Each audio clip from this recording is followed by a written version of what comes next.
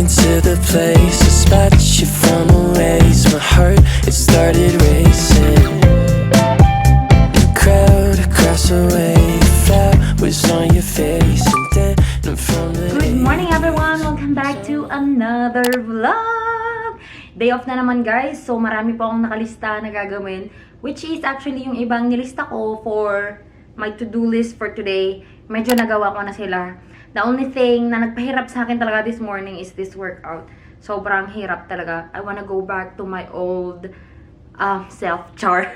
Sa mga nanood sa akin dito guys, last year, 2020. Ayun, 2022 na pala ngayon. Like, oh my God, 2 years ago. Ayun guys, ginawa ko yung glow eating challenge. Nag-diet talaga ako ng bonggang-bongga, talagang disiplina. Pero, sobrang hirap nang ibalik guys. Yung kapag nag-plateau ka kasi sa workout, tsaka sa diet, sobrang hirap gawin. So, ngayon, hindi ko masyadong pressure yung sarili ko. Mukhang wala po at talagang nangyayari sa workout na to. I mean, I don't pressure myself na gawin yung parang kung saan ako nag-end dati. Kasi alam ko yung katawan ko. Eventually, makakapag-adjust. Anyway, for today's vlog, guys, i-discuss ko po sa inyo yung process ng pagkuha ng sasakyan. In my experience lang to ha, hindi sa lahat ng panahon ay ganun po. So, sa mga papunta po dito sa US or nandito na sa US habang pinapanood ito na wala pa kayong sasakyan, you might wanna continue watching this para magkaroon kayo ng idea kung paano yung ginawa ko noong mga panahon na yun kasi sobrang bilis ng pangyayari. Parang 1-day transaction or 2 days transaction lang talaga. Nakuha ko yung sasakyan ko pagdating ko ng Iowa and nag-transact ako nung nasa Tennessee pa ako. So, yun guys, samahan nyo ako ngayong araw na to sa mga gawaing bahay. I found somebody, I say you don't cross my mind. And she doesn't know that your favorite place is still mine. Now I take the long way home, avoid what I can't let go. I don't always think about you, but sometimes I do, 'cause sometimes I drive through all of the streets we used to on First Avenue, 'cause sometimes I don't even know where I'm going at first. All of the turns that I had to unlearn, back to the surface, the feeling of all that we were.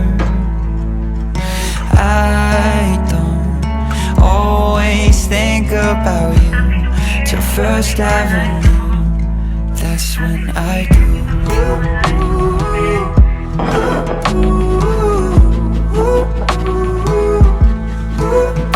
Lalagyan ko pa to ng lettuce.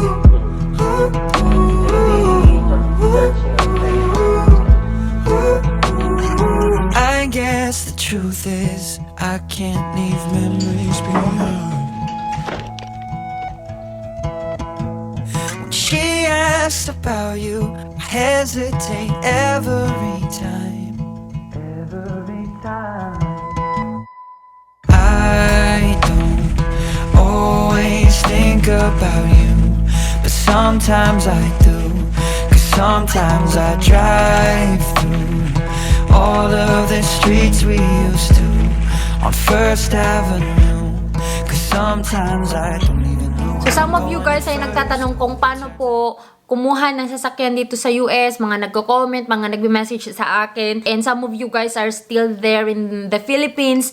And maganda yan na nagtatanong na kayo while you are still there para pagdating nyo dito at least prepared kayo and alam nyo kung paano yung gagawin nyo kapag bumili kayo ng sasakyan or yung process ng pagbili ng sasakyan. Kasi nung time ko guys, wala talaga akong masyadong alam. Ang alam ko lang kung ano yung sasakyan na gusto ko. Pero hindi ko rin nakuha yung sasakyan na yun pagdating ko dito for some reason. For some reason, financial reason sis. But anyway guys, I would love to share my experience sa inyo. Ito, experience ko lang and siguro bits of the experiences of my friends na bumili nung nandito na kami sa US. Una dito is research for car habang nasa Pinas pa kayo. At least malilesen yung mga anxieties nyo pagdating nyo dito or malilesen yung siya pang iniisip mo kasi yung pagpipili talaga ng car, mahirap.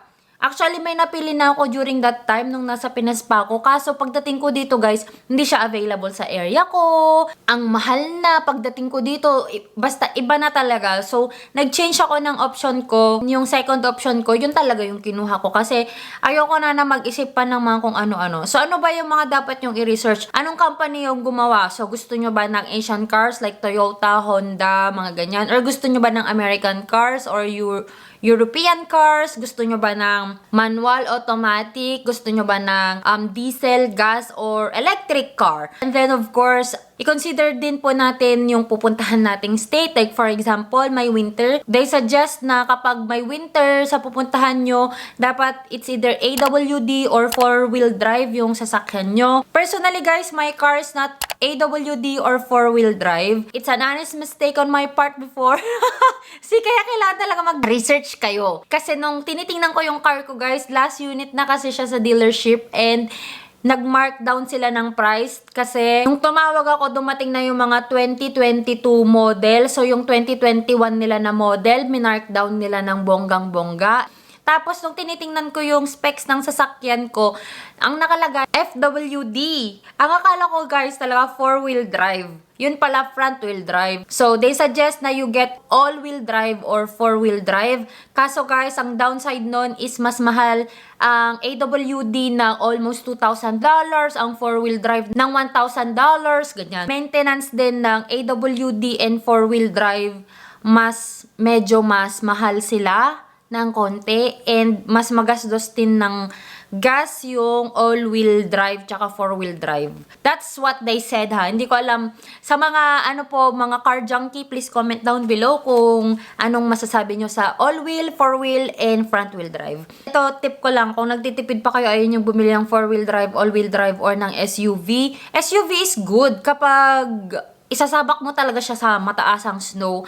Pero kung hindi naman kayo lalabas na nag-i-snow or nag-i-snowstorm, tapos yung workplace nyo naman, alam nyo naman na laging nililinisan yan ng town, yung, alam mo yun, yung plinaplaw nila agad-agad. Dito kasi guys, maswerte ako na plinaplaw nila agad yung, yung daan, tsaka malapit lang ako. So, I don't need to worry about it. Pero, ayun, kung ganun yung mga sitwasyon sa area nyo, kung may mga kilala kayo, tanungin nyo kung gano'n ka-heavy ang snow sa area nyo. Ngayon guys, medyo mahirap talaga ang sasakyan dito sa US ngayon. So, sa mga dumarating po dito na walang mahanap, gano'n, number 1, please be patient sa paghahanap ng sasakyan nyo. Kasi dito guys, hindi dahil gusto mo, makukuha mo. Well, some sort of gusto mo, makukuha mo, yes.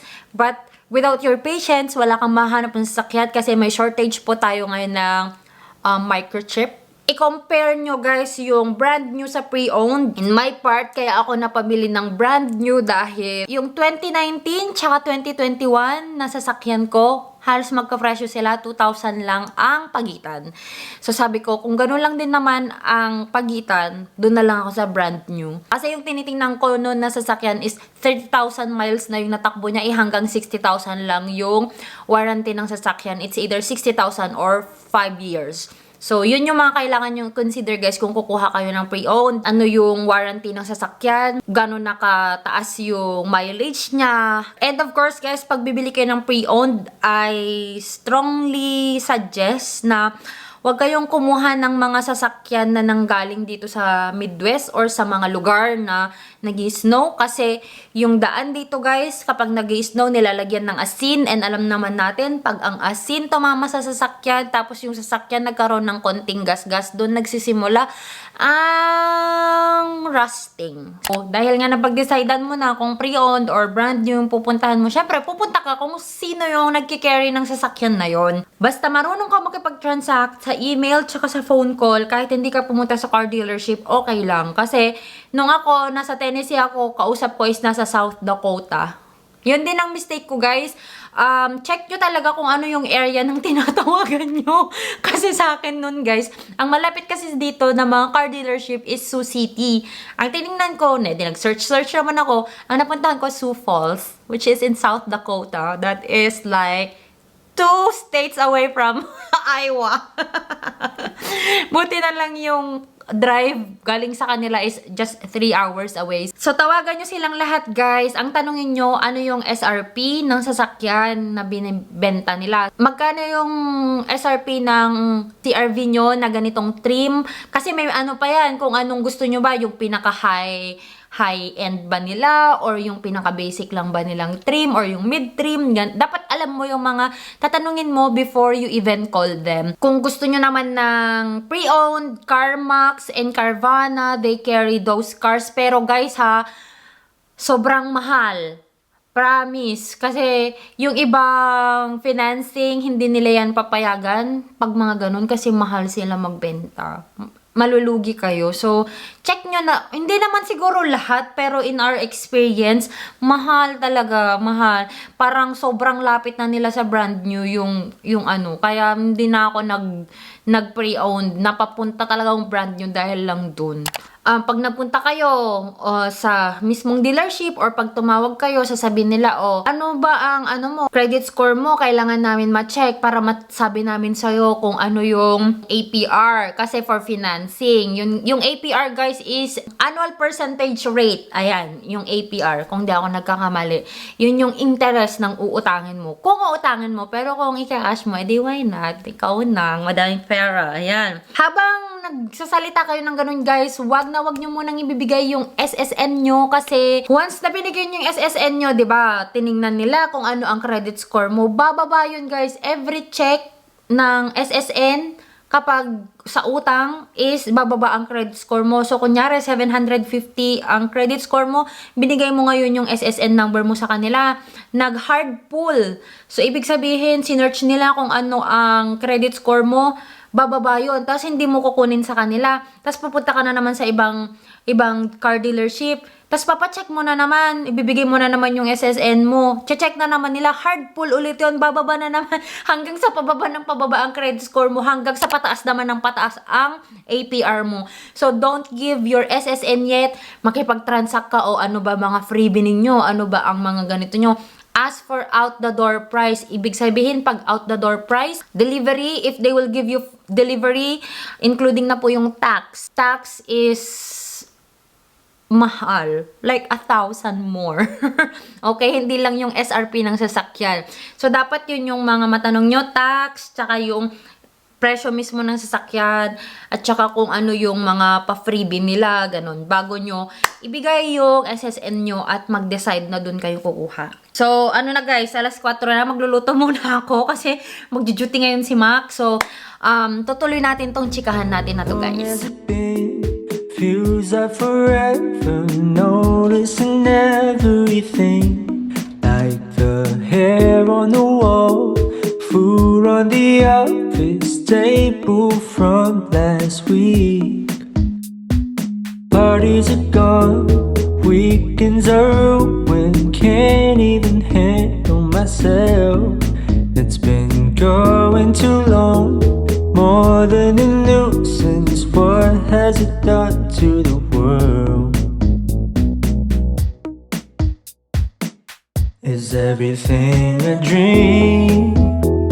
I don't know what this means. Time has been slow, it seems. Cover your face while we blame the 19. Okay, back to our discussion. Kung may pang down payment kayo, mas okay yan. And then, of course, save for your tax. Pag ang financing naman, guys, meron tayong 3 options. Actually, baka meron pang iba. Pero ito lang yung alam ko ha, 3 options. First is from the bank. Second is the in-house or the dealership financing. Third is the credit union financing. So, in my case, guys, I got the credit union financing. Ang offer kasi ng Jefferson Bank is, I think, 7% ang APR. Sa Advantial, ang offer nila sa akin is 4 point something ang APR. Actually, mataas pa yun ha. Kasi yung iba, 1, 2, ganun na lang. Pero, of course guys, nung kumuha ko ng sasakyan ko, 0 credit score ako. So, ina-expect ko na rin na mas mataas yung magiging APR ko. In-house naman, yung iba sobrang taas, yung iba mababa din. So, depende kasi yan sa credit score, guys. Pag nandito ka sa US, ang labanan is credit score kapag uutang ka. So, if you want to know more about credit score, I need a separate video to explain that kung paano ako naka-earn or paano ko na-build yung credit score ko dito. Well, it's not yet the highest, but it's good na from what I know. Ayan. If you want me to refer you sa credit union, sa Advantial, andyan naman sa description box yung email ko. You can message me on my Instagram or on my Facebook kasi I need your email address, guys, para ma-refer ko kayo. And you will get $55, I think, kapag ni-refer ko kayo. And I think I will get 55 too. I'm not sure. Pero ang alam ko, same lang kasi. Nung na-approve ako sa Advantial, sinabi lang nila, okay, just do your transaction with the car dealership na gusto mo and then let us know yung application paper sa kanila. Kunin mo yung document sa kanila na parang ito yung sasakyan na gusto ko.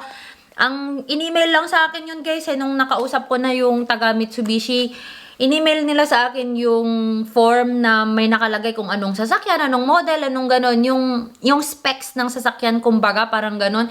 Tapos yun yung in-email ko doon sa Advantial, tapos in-email nila agad din sa akin yung kailangan kong papirmahan sa dealership. In-email ko na naman sa dealership, tas in-email. Ganon, parang nag-email-emailan lang kami ng mga documents, guys. Very easy lang, actually. Kapag nakikipag-transact kayo dito sa US, guys, be firm. Dapat, kasi customer kayo, wag bastos, pero be firm with your transaction. Ganito yung sinabi ko, guys. I will be leaving Tennessee on the 19th. Kaya mo bang i-provide yung car on the 20th? Kaya mo pa akong bigyan ng free delivery? Ganon. As in, ganon ako, can you give me a free delivery? Because I don't have a car. I cannot get the car. I cannot travel na papunta dun sa car dealership because I don't have a car. That's why I'm getting a car. So, if you will give me a free delivery, then I will get the car from your dealership. Ayun. Bigyan ako free delivery, guys. Tapos, sinabi ko naman yun sa Advantial. Do you think we can finish this transaction within this day? Tapos, yes, as long as you provide all the documents from the car dealership. Sabi. Tapos ako naman, kinausap ko naman yung taga-car dealership na, do you think we can finish this transaction within this day because I cannot do it again for tomorrow? Sabi kong ganyan. And I said, yes, we can do it. As in, guys. Natapos ko siya in one day. Tapos parang the next day, may ano na lang, parang may pahabol na lang na pinirmahan ako. Ganun lang. Sobrang, yung whole day nakikipag-transact ako sa Advantial at sa car dealership na ano, guys, sobrang ano ko talaga, napaka-firm ko sa kanila kasi I'm running out of time. Wala pa akong sasakyan, anong date na. Sasabihin naman sa inyo ng Advantial kung magkano yung magiging APR nyo, tapos tatanungin din nila kung magkano yung, okay, ganito yung APR mo, ito yung monthly payment mo, gusto mo ba na ganitong months mo siya babayaran, every 60 months, 66 months, or do you want it shorter? Syempre, the shorter, the higher your monthly payment, ganyan. So, yun, guys, pinapili nila ako. As in, magtanong ka sa kanila ng magtanong, okay, kung ganito, magkano magiging APR ko? Kung ganito, magkano magiging monthly ko? Ganun, guys. And then, tinanong pa nila ako, so, kailan mag-start ang payment mo? Ako nun, guys, madedeploy ako July. Ang ano ko noon, July 26 ang start ko ng orientation ko. Tapos magbabayad na ako ng August, if ever. Tapos sabi kong ganun, binasa ko yung ano nila, guys, yung pinadala sa akin ng Advantial na sinabi ko na, oh, I think you can delay up to 90 days kasi na bago ka magbayad. So, from the application to the first payment of your car is parang 90 days yung leeway nila. Kaya sabi ko, sinagad ko talaga. Okay, so when is the latest time na pwede akong mag-start na magbayad? Sabi ko, kasi I will start my work on August. Sinabi ko August kahit Kahit July naman talaga. So, I will start my work on August. I don't think I can pay right away. Sabi ko nga, okay, in-adjust nila guys. Ang naging start ng payment ko, October. Kaya, nakapag-adjust ako nun sa gastusin. Kasi, syempre, nagpa-furnish pa ako ng apartment ko. Hindi lang naman yung sasakyan ko yung babayaran ko. Kaya, na-balance ko yung finances ko dahil sa pag-adjust ko sa payment ko sa sasakyan ko. So, tip lang yun guys. Kausapin nyo kung ano yung pinaka-late na pwede kayong magbayad. Tapos, kung anong araw yung pagbabayad nyo. So, kung feeling nyo wala pa kayong pera sa ganitong buwan, sabihin nyo na, sa ganito, pwede na ako magbayad. Tapos, sabihin nyo rin kung anong day of the month yung pagbabayad nyo. So, kung ang sahod nyo every 15th and 30th, so, sabihin nyo, kapag meron kang pera ng 16, doon ka na nila kakaltasan ng pera sa bangko mo. So, as much as possible, guys, hindi ko ini-encourage na utangin nyo lahat from car dealership. Pero naintindihan ko naman yung mga kagaya namin na dumating dito. Sobrang hirap talaga, guys, na mag-start dito. Grabe talaga. Na walang-wala ka, yung pocket money mo is pang food mo lang or pang gamit mo lang dito sa bahay. Ganyan. Lalo na kung kagaya ko kayo na darating kayo, yung apartment nyo is nothing in it. Parang bibilhin mo talaga lahat. Pero kung kaya naman, kung rich kid naman ngayong dumating ng Amerika or parang gusto nyo munang mag-ipon bago kayo bumili ng car, mas okay yon. So, ito yung kailangan nyong i-save. Dapat mag-save kayo ng pang down payment nyo. Mag-save din kayo ng para sa tax ninyo. Yung sasakyan ko guys, ang tax niya is 1,000 plus. So, yung iba, sila mismo yung nagbabayad. Yung iba, pwede mo namang idagdag sa credit union. Sabihin mo sa car dealership mo, lahat na, i-charge nyo lahat sa credit union. Kasi kung wala kang pera, guys, yung $1,000, ano na yun, pang 1 to 2 months na yun na pagkain mo, tsaka gamit mo dito. So, kung kaya nyo naman ipa-charge na lang, ganun talaga, wala tayong magagawa, wala talaga tayong perang dumating dito, ganun. Sabihin nyo lang na, charge lahat sa advancial. Lahat yon para ma-compute ng advancial yon yung para sa APR mo. Ganun, guys. And then, kung gusto nyo naman na mas mababa ang APR nyo, what you can do is, mag-build muna kayo ng credit score nyo. Or another choice is, kumuha kayo ng tao na pwedeng mag-cosign sa inyo. So, parang yung ginawa ng kasama namin noon, at saka nung mga friends ko dito, may nag-cosign. So, for example, ang nag-cosign is ang taong matagal na dito sa US or ang taong mataas na ang credit score na nandito sa US. Parang kayo yung dalawang owner ng sasakyan. Parang ganun. Basta parang siya yung guarantor mo. Kasi from 4.5 na APR or from 5% na APR, magiging 1 to 2% na lang yan ng APR mo. Kung may magko-cosign sa'yo na mataas na ang credit score. So, imagine that, guys, yung sa 5 years na 5% ang, actually, mababa na nga dito, compare mo sa Pilipinas, diba, yung mga percentage ng utang talaga doon, sobrang taas doon kapag maglalabas ka ng sasakyan. Dito, 5%, pero, syempre, dolyar yun.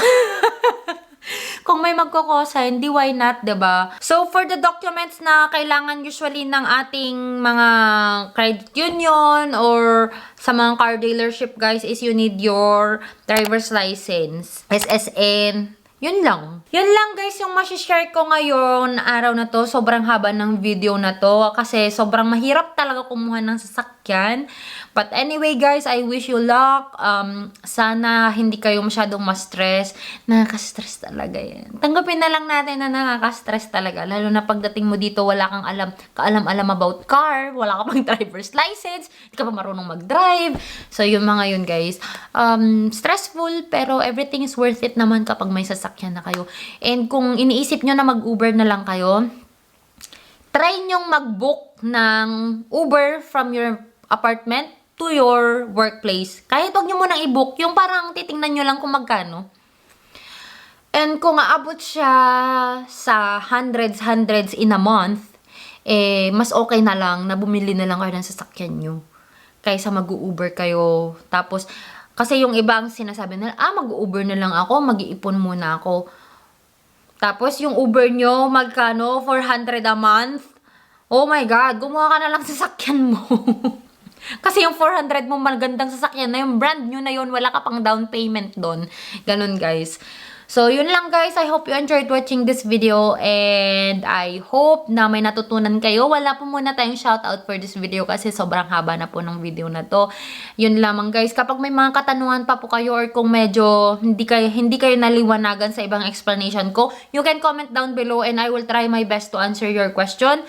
And of course guys, kapag may mga nurses po dito nanonood na nakakuha na rin ng sasakyan, may you please share your experiences down below kasi sobrang dami pong mga kaibigan nating mga nurses na nangangailangan ng tulong, ng mga suggestion, advices, mga ganyan sa mga bago pong dating dito. So, wag nating ipagdamot yung chance na makatulong tayo sa ating kapwa nurses. If you haven't subscribed to this channel yet, please do subscribe and hit the notification bell button para lagi kang ma-update every time that I upload the video here on this channel. And of course, if you haven't followed me yet on my Instagram and on my Facebook, the name is Joy of Mia. And I'll talk to you guys on my next one. Bye! I think it's sweet, she sometimes winks when she laughs. I like the way she dances.